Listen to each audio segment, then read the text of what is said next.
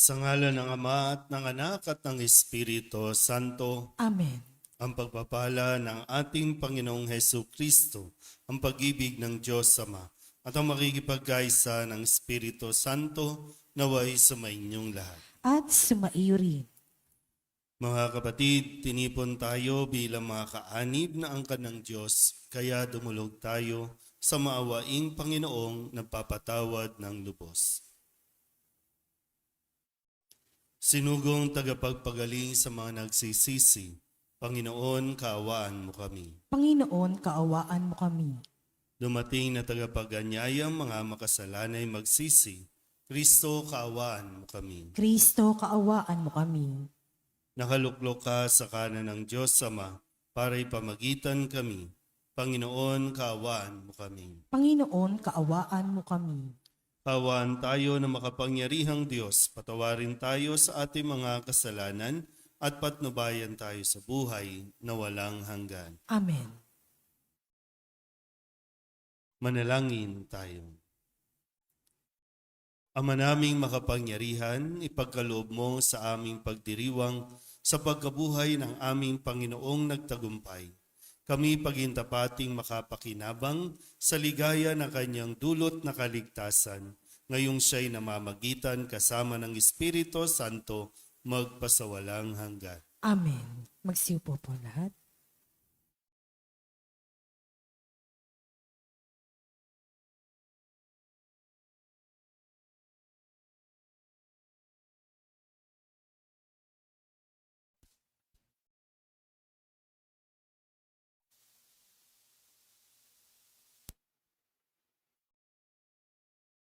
Pagbasa mula sa mga gawa ng mga apostol.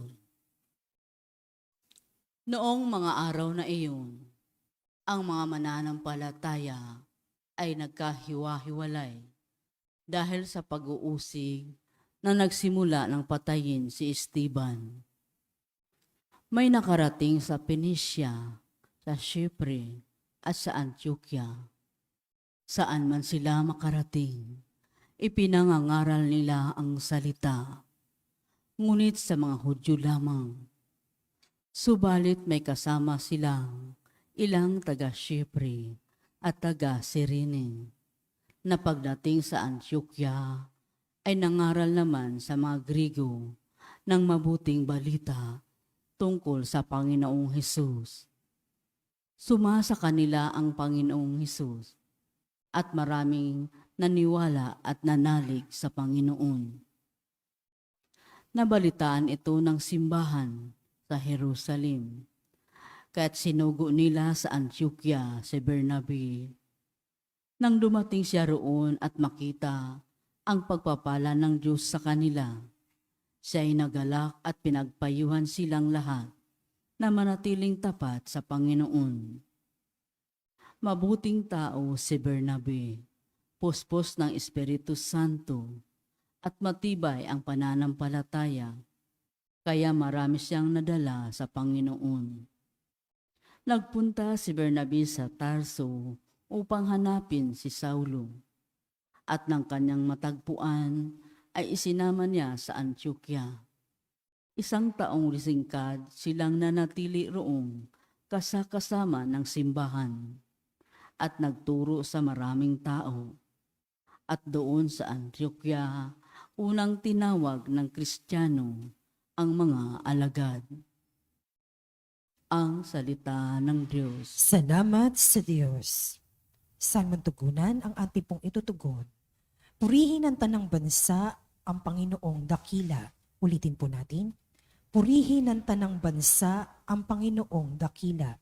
Sa bundok ng Siyon, itinayo ng Diyos ang banal na lungsod. Ang lungsod na ito'y higit niyang mahal sa alinmang bayan ng angkan ni Jacob. Kaya't iyong dinggin ang ulat sa iyong mabubuting bagay, o lungsod ng Diyos. Tugon. Purihin ang tanang bansa ang Panginoong dakila. Pag itinala ako, yaong mga bansang sa iyo'y sasama, aking ibibilang ang bansang Ehipto at ang Babylonia. Ibibilang ko ring yaong Pilistia, Tiro at Ethiopia. At tungkol sa Sion, yaong sasabihi ang lahat ng bansa ay masasakupan. Siya'y palalakasin at tatatagin ng kataas-taasan. Tugon. Purihin ng tanang bansa ang Panginoong dakila. Ang poon ay gagawa ng isang talaan ng lahat ng taong doon mamamayan. Ang lahat ng ito ay magsisiawit at pawang sasayaw. Tugon. Purihin ng tanang bansa ang Panginoong dakila. Magsitayo po ang lahat.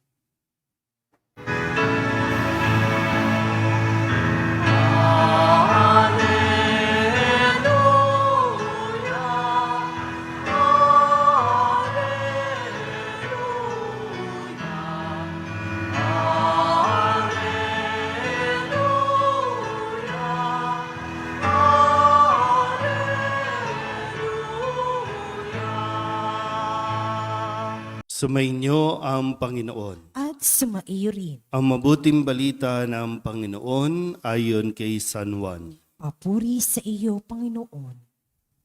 Taglamig na noon, kasalukuyang ipinagdiriwang sa Jerusalem ang pista ng pagtatalaga ng templo.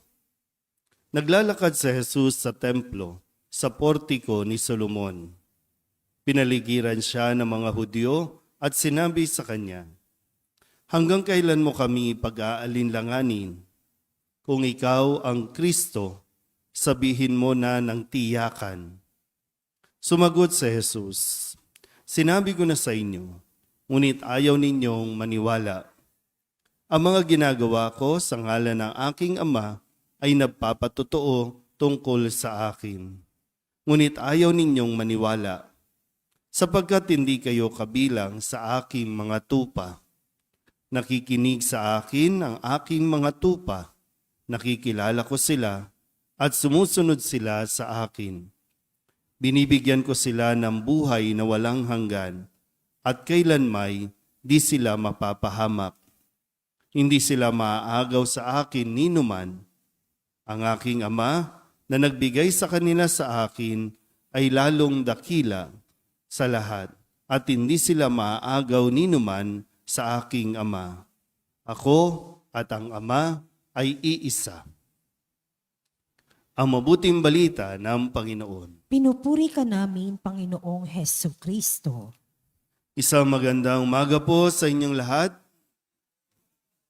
Ngayon po ay Martes sa ika-4 na linggo ng Pasko ng Pagkabuhay at nagpapatuloy po ang tema na ating pong pinagninilayan tungkol sa pagpapakilala kay Jesus bilang isang mabuting pastol.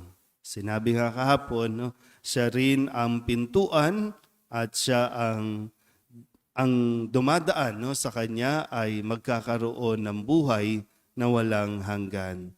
At ngayon, sa pagpapatuloy din ng katigasan ng mga ulo dito po sa tagpo sa ating Ebanghelyo, na kahit na ano ang nakita o ipinakita na ni Jesus bilang pagpapatotoo na siya nga ang anak ng Diyos, ay patuloy pa rin silang nagbubulag-bulagan o patuloy pa rin ang kanilang pagtanggi at yung paghingi ng katunayan kung talaga bang siya ang Kristo.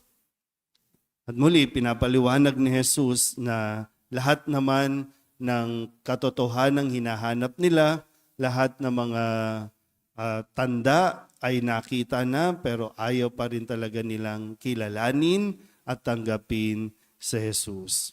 Pero ito rin naman, no, sabi nga, ang nakikinig sa kanya ay maituturing niyang mga tupa at nakikilala sila o nakikilala nila ang tinig ng kanilang mga pastol.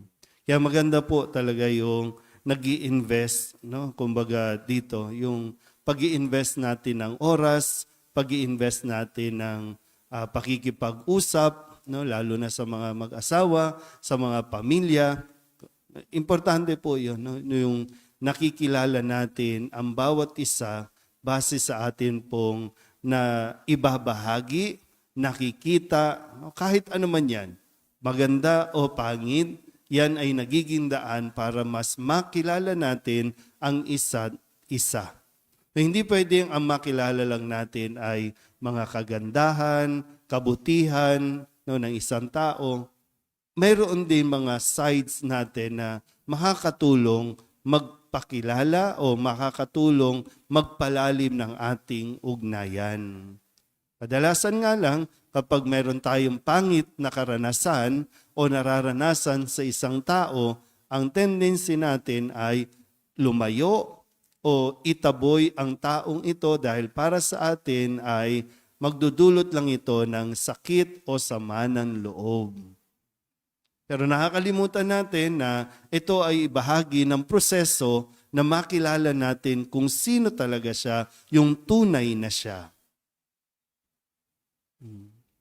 Kaya akala natin, no, kapag dumikit tayo sa Diyos, kapag nagsimba tayo, wala tayong dapat mararanasan ng mga problema. Kaya nagkakaroon tayo ng maling pananaw o maling pag-iisip ng ating pong pagsunod kay Jesus. Kaya mahalaga po, no, sa bawat misa, malaking tulong po ito, no, na sa bawat misa ay nakikinig tayo parati kay Jesus. Kasi hindi po, no, hindi nagkukulang si Jesus o nagkulang si Jesus ng paalala kung ano ang mararanasan ng isang taong nagnanais na sumunod sa Kanya. Pero number one na karakteristik dapat ay marunong tayong makinig sa Kanya. At sa pakikinig natin, doon lalalim ang ating pananampalataya. Diba? Ano ba sabi ni Kristo? Sino man ang nagnanais sumunod sa akin, limutin ang kanyang sarili, pasanin ang kanyang krus, sumunod sa akin. So bahagi na meron tayong mararanasan na mga sakit, samahan ng loob, paghihirap. So, nagkulang ba sa Jesus? Hindi naman. Yan, lagi tayo, katulad ng mga taong nandito na sinasabing, hanggang kailan mo kami pag-aalin-langanin? Kung ikaw si Kristo, sige, gawin mo, pakita mo sa amin. Pero sarado ang kanilang isipan. Kasi nga, ang para sa kanila, marahil, ang Kristo ay magtatanggol sa kanila.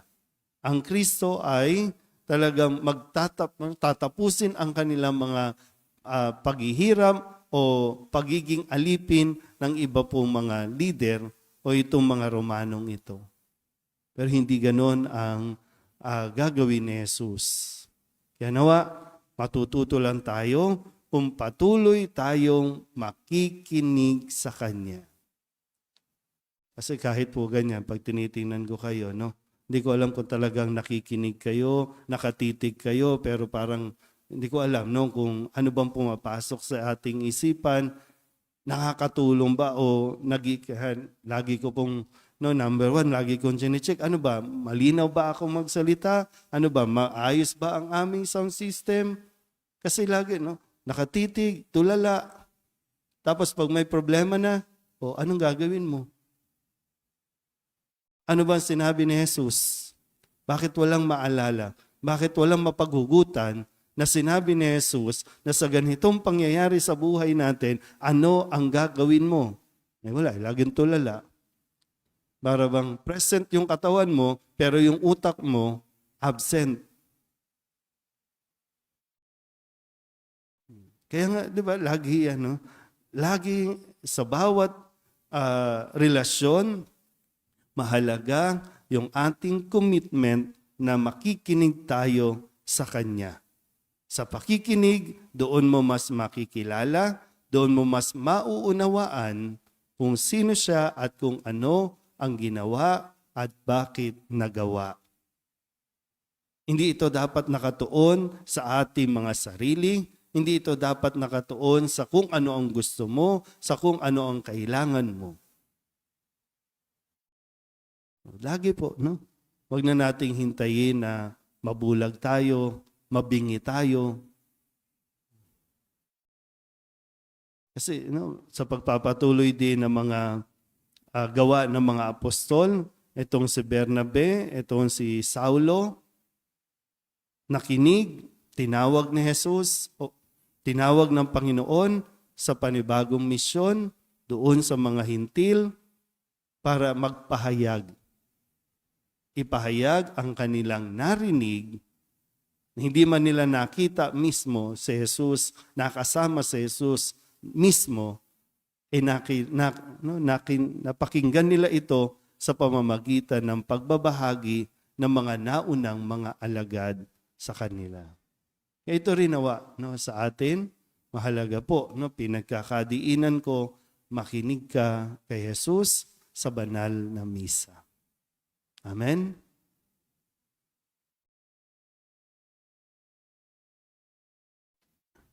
Pinagkakalooban ng Diyos ng buhay na walang hanggan ang mga tupang kabilang sa kanyang kawan. Manalangin tayo sa Ama, taglay ang pagtitiwala na hindi tayo mawawalay sa kanyang pangangalaga. Ang ating pong itutugon, Panginoon, dinggin mo ang aming panalangin. Panginoon, dinggin mo ang aming panalangin.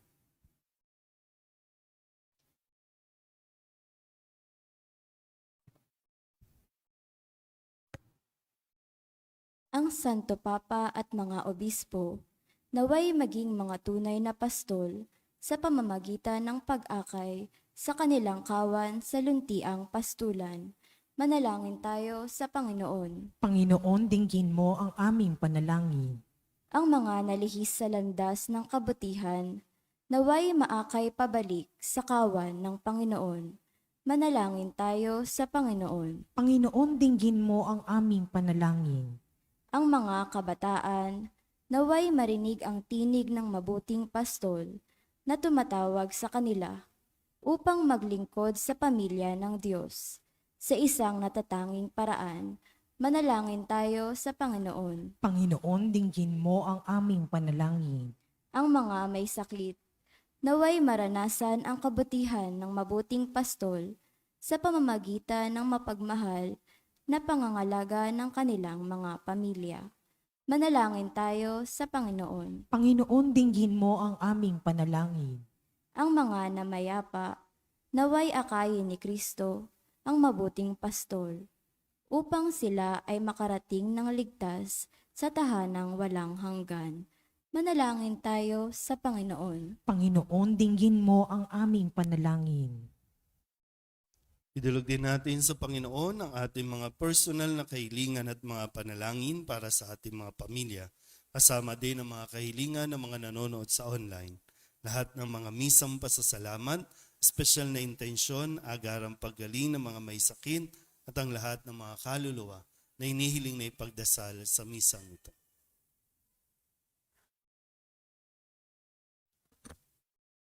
Ang lahat ng ito inihiling namin sa ngalan ni Kristo, ang aming Panginoon. Amen. Magsiupo po lahat.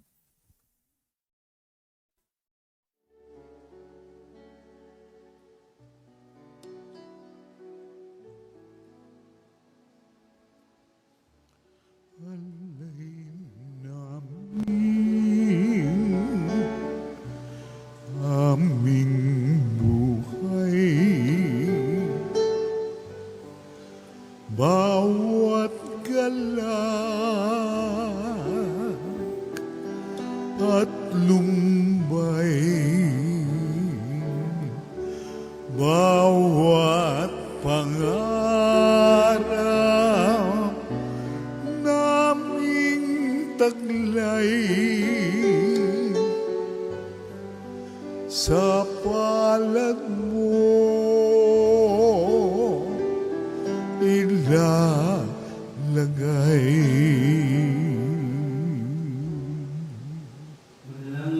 Mga kapatid, upang paghahain natin ay kalugdan ng Diyos sa mga makapangyarihan. Tanggapin nawa ng Panginoon itong paghahain sa iyong mga kamay, sa kapurihan niya at karangalan, sa ating kapakinabangan at sa buong sambayanan niyang banal. Ama naming lumikha, ipagkaloob mo kami ay laging magalak sa pagdiriwang ng Pasko ng pagkabuhay ng iyong anak, upang ang ginagawang patuloy na pagsagip sa amin ay maging sanhi ng aming ligayang walang maliw. Sa pamamagitan niya, kasama ng Espiritu Santo, magpasawalang hanggan. Amen. Sumainyo ang Panginoon. At sumaiyo rin. Itaas sa Diyos ang inyong puso at diwa. Itinaas na namin sa Panginoon. Pasalamatan natin ang Panginoong ating Diyos. Marapat na siya ay pasalamatan. Ama naming makapangyarihan, tunay nga marapat na ikaw ay aming pasalamatan. Ngayong ipinagdiriwang ang paghahain ng Mesiyas, ang maamong tupa na tumubos sa aming lahat. Siya'y talagang maaasahan at ang katapatan niya sa pananagutan ay siyang bumago sa dating pamumuhay sa sangkatauhang namihasa sa pagkasalawahan. Ang dangal ng tao ay ganap na itinampok upang mamana namin sa pakikipagkapatid kay Jesus. Kaya kaysa ng mga angheleng sisiawin ng papuri sa iyo, nang walang humpay sa kalangitan, kami nagbubunyi sa iyong kadakilaan.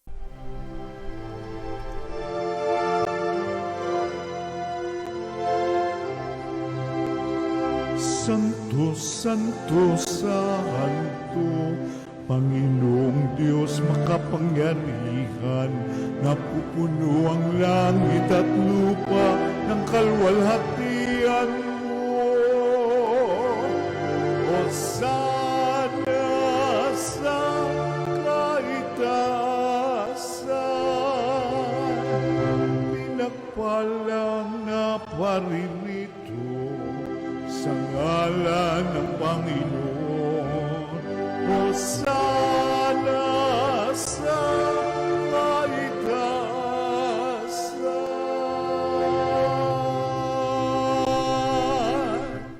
Aming banal, ikaw ang bukal ng tanang kabanalan, kaya't sa pamamagitan ng iyong Espiritu, gawin mong banal ang kaloob na ito upang para sa aming maging katawan at dugo ng aming Panginoong Hesu Kristo. Bago niya pinagtisang kusang loob na maging handog, inawakan niya ang tinapay, pinasalamatan kaniya, pinaghati-hati niya iyon, iniabot sa kanyang mga alagad at sinabi, "Tanggapin ninyong lahat ito at kanin, ito ang aking katawan na ihahandog para sa inyo."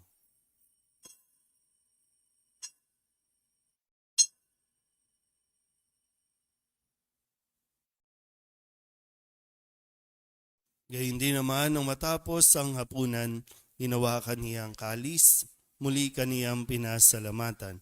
Iniabot niya ang kalis sa kanyang mga alagad at sinabi, "Tanggapin ninyong lahat ito at inumin.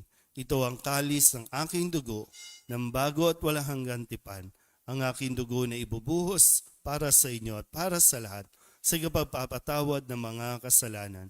Gawin ninyo ito sa pag-alaala sa akin."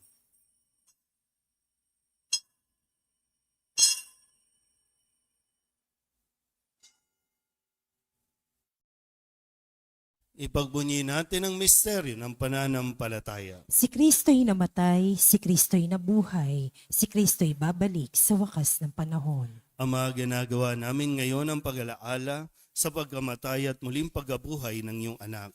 Kaya tiniaalay namin sa iyo ang tinapay na nagbibigay buhay at ang kalis na nagkakaloob ng kaligtasan.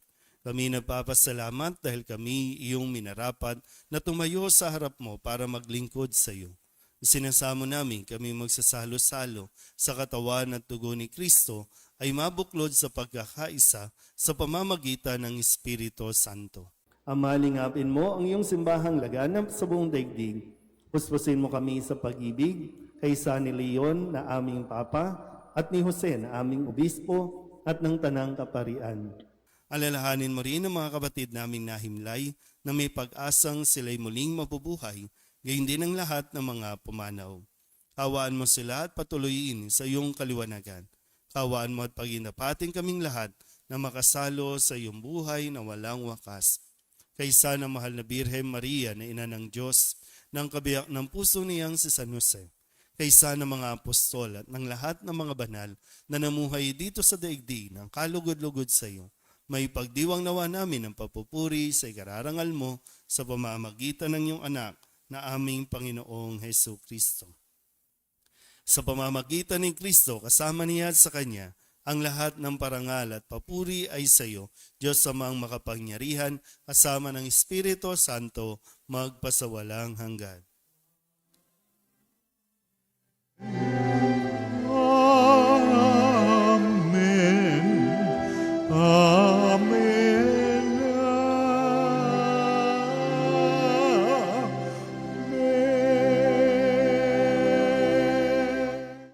Sa tagubili ng mga nakagagaling na utos at turo ni Jesus sa Panginoon natin at Diyos, ipahayag natin ang lakas loob.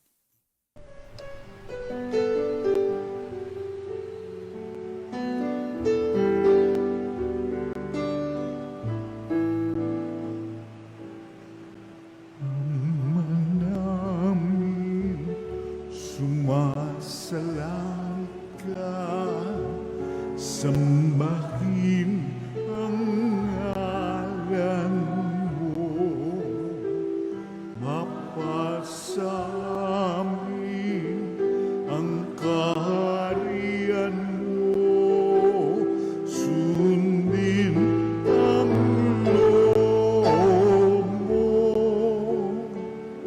Dito sa lupa para ng sa langit, bigyan mo po kami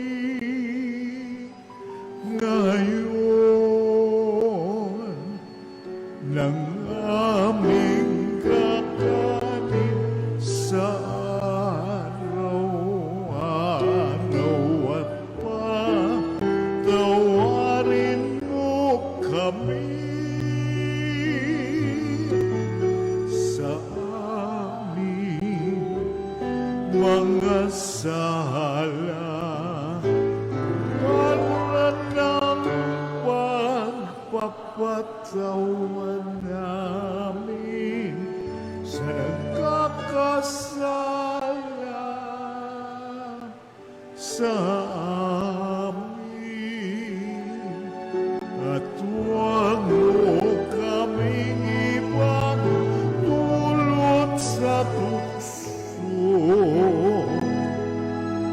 at yadya mo kami sa lahat ng masama. Inihiling namin kami iadya sa lahat na masama, pagkalooban ng kapayapaan araw-araw, iligtas sa kasalanan at ilayo sa lahat ng kapahamakan. Samantalang aming pinananabikan ang dakilang araw ng pagpapahayag ng tagapagligtas naming sa Jesucristo. Sapagkat iyo ang kaharian at ang kapangyarihan at ang kapurihan magpakailanman. Amen. Panginoong Jesucristo, sinabi mo sa iyong mga apostol, kapayapaan ang iniiwan ko sa inyo, ang aking kapayapaan ang binibigay ko sa inyo.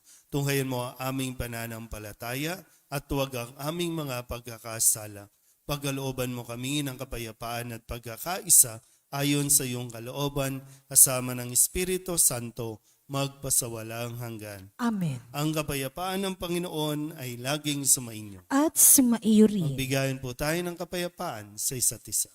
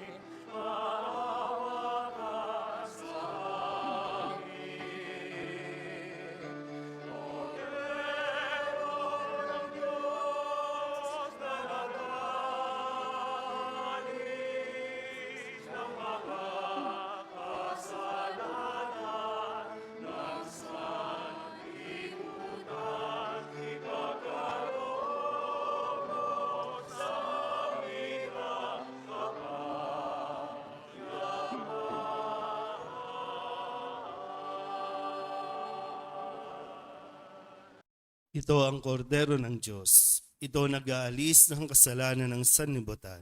Mapalad ang mga inaanyayahan sa kanyang piging. Panginoon, hindi ako karapat-dapat na magpatuloy sa iyo, ngunit sa isang salita mo lamang ay gagaling na ako.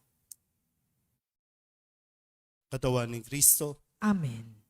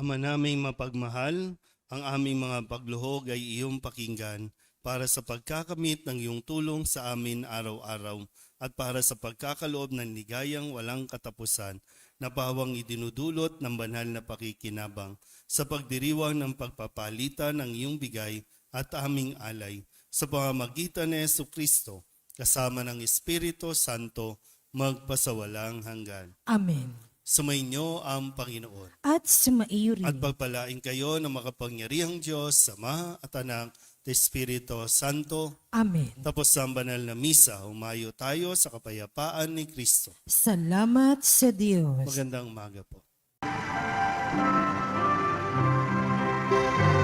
Nuestro Padre Jesus Nazareno, sinasamba ka namin, pinipintungo ka namin, aral mo ang aming buhay at kaligtasan. Nuestro Padre Jesus Nazareno, iligtas mo kami sa kasalanan. Ang krus mong kinamatayan ay sagisag ng aming kaligtasan. Nuestro Padre Jesus Nazareno, dinarangal ka na amin. Nuestro Padre Jesus Nazareno, nilulwalhati ka namin.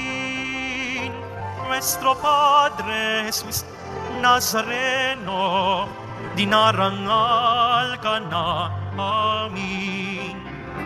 Nuestro Padre Jesus Nazareno, nilulwalhati ka namin.